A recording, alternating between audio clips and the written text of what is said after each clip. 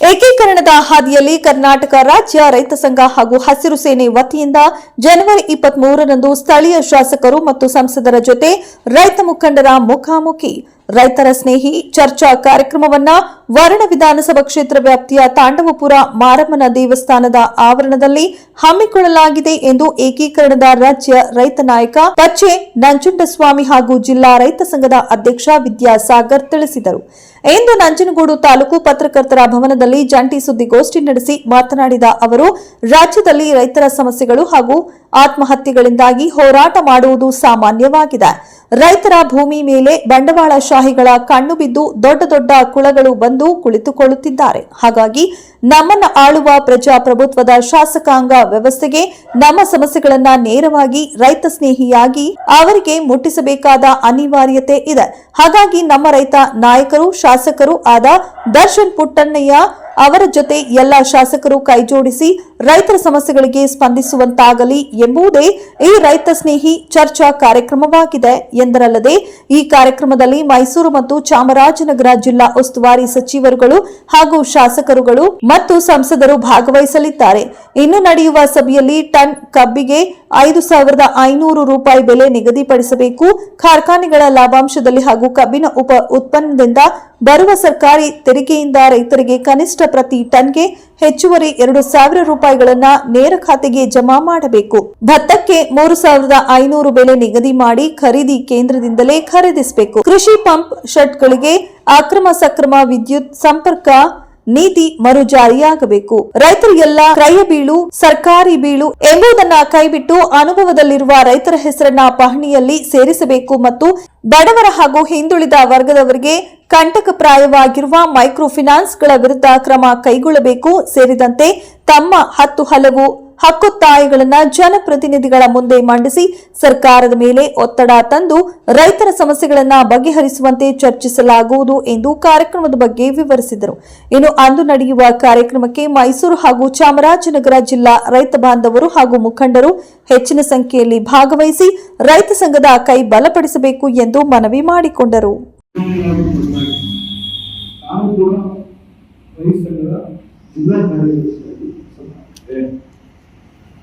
ನಾವು ಹೋರಾಟ ಮಾಡಿದಾಗ ಮುಖ್ಯಮಂತ್ರಿ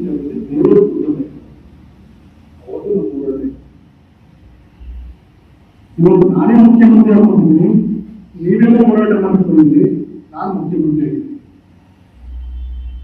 ನಾಳೆ ನಾವು ಮುಖ್ಯಮಂತ್ರಿ ಆಗದೇ ಇರಬಹುದು, ಆದರೆ ನಿಮ್ಮ ಹೋರಾಟ ಅಂತ ಯಾವುದು ಇರಬೇಕು.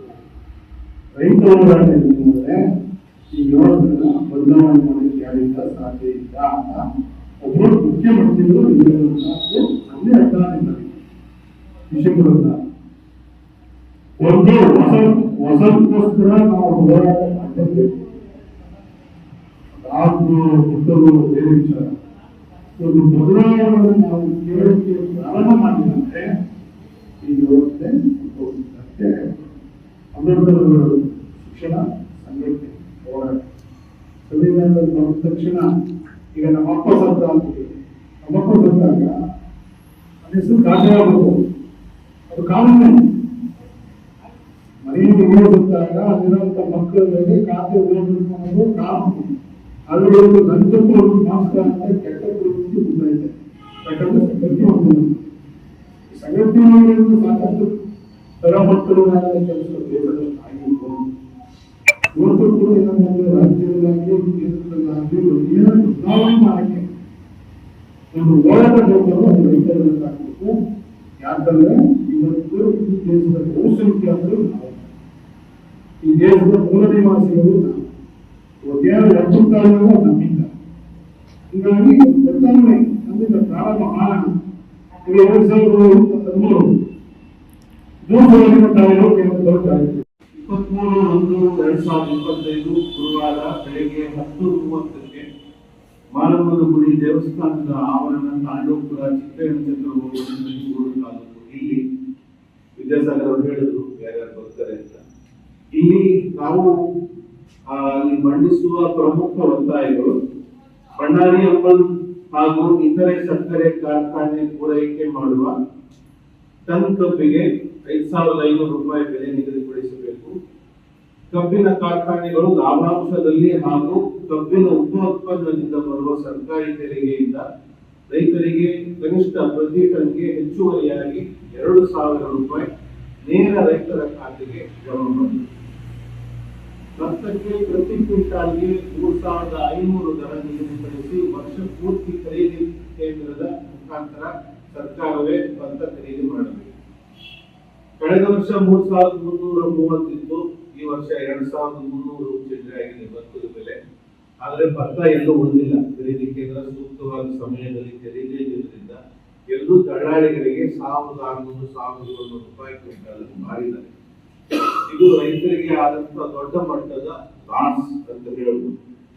ಕೃಷಿ ಪಂಪ್ಸೆಟ್ಗಳಿಗೆ ಅಕ್ರಮ ಸಕ್ರಮ ಶೀಘ್ರ ವಿದ್ಯುತ್ ಸಂಪರ್ಕ ನೀತಿ ಮರುಜಾರಿಯಾಗಬೇಕು. ಮುಂಚೆ ಇದ್ದಂತ ಅಕ್ರಮ ಸಕ್ರಮ